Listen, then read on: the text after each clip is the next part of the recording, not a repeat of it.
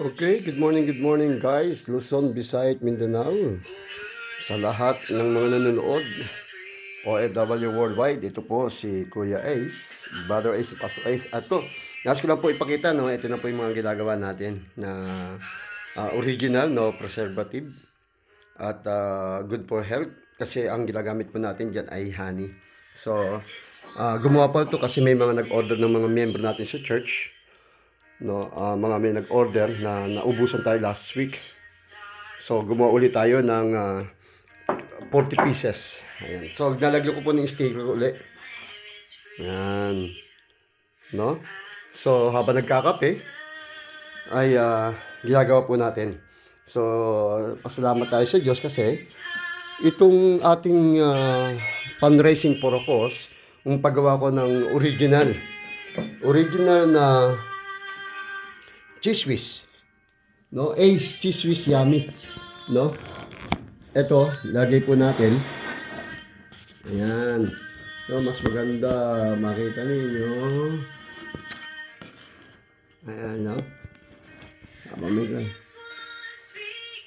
So, Sunday lang po natin ginagawa sa umaga. Dahil ito lang po ang time para ang mga membro. Ang mga membro din mismo ang nag-encourage din sa akin na magluto, gumawa. Dahil nung una, nagluto lang ako to para maging palaman ko lang. At ano sa kanila, kung i-share ba ang blessing ng Panginoon na paggawa ng palaman. At marami ang nagsabi na masarap pa sila, Pastor, maganda pagkagawa, masarap pa niyo ng cheese whiz. And then, sabi ko, ganun ba? So, naisip ko na gumawa, magbenta. Ngayon, sabi ko, Lord, maski nais ko magbenta and then gagamitin ko sa fundraising for a cause, makatulong sa mission fund o sa charity. No, sa church, sa mga OFW, sa Pilipinas, o sa, at the same time, not only for my personal interest, but for mission for a cause, makatulong din po, no? Sa anytime may nangangailangan. Kaya in-encourage ko mga kapatid na bumili. Maski once a month. Bumili sila, pero nasa kanilang decision. Pero sa biyaya ng Panginoon ay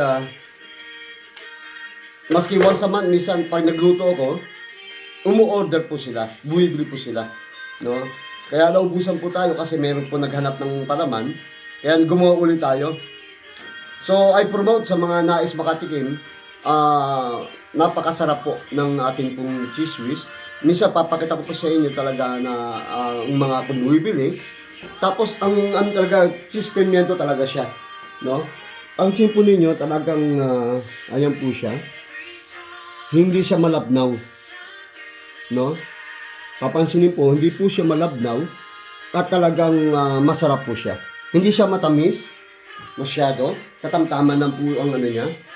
Kaya sa mga nais umorder, mag-PM lang po kayo sa akin dito sa South Korea, pwede po i-take back. Ang benta po natin to kapag maliit, 6,000 po.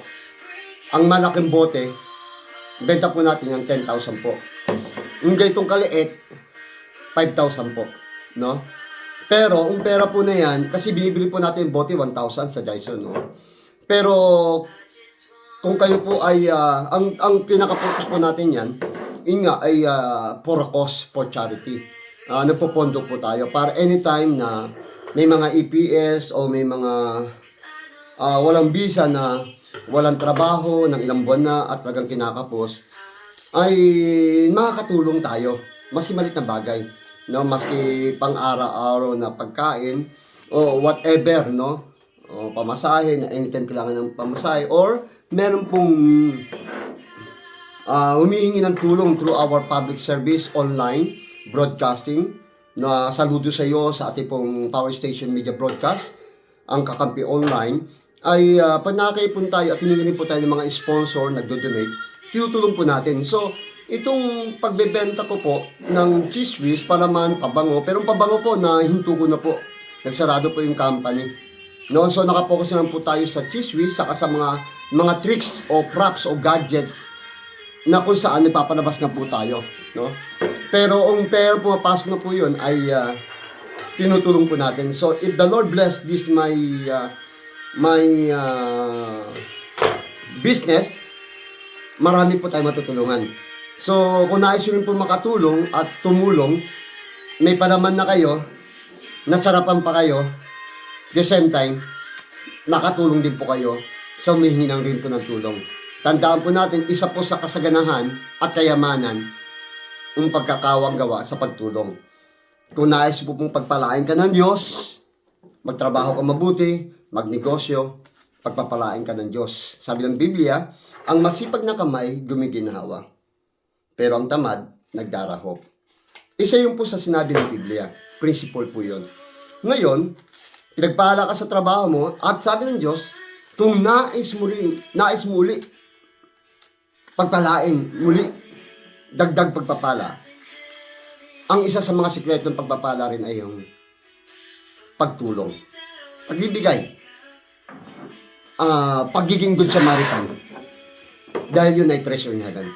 So, bilang mga kapatid, kababayan na nais tumulong, bumili, I encourage you, not because ginamit ko ang Biblia na verse, but it is Bible principles, na pinakita ko lamang po ang sample na possible na ng yung pagtulong, it is biblical, it is God's will. So, minsan pa muli, maraming po salamat. Ito po si Kuya Ace, Brother Ace, yung Pastor Ace, na kung saan po ay ginagawa po natin to.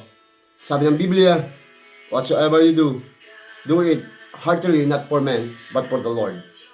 Maraming po salamat at lagi ko rin sinasabi, according to the Bible, kapag may tinatanim, may binibigay, meron din inaani. Pero don't expect people, but expect to God. Don't depend people, depend to God. Don't demand people, demand to God. Maraming po salamat. To God be the glory. Bye-bye. God bless you. Ito ang Buhay Abroad lifestyle ni Kuya Ace, Brother Ace, Pastor Ace, dito po sa Bansa South Korea. Saludo po ako sa inyo lahat. Thank you for watching. Bye-bye.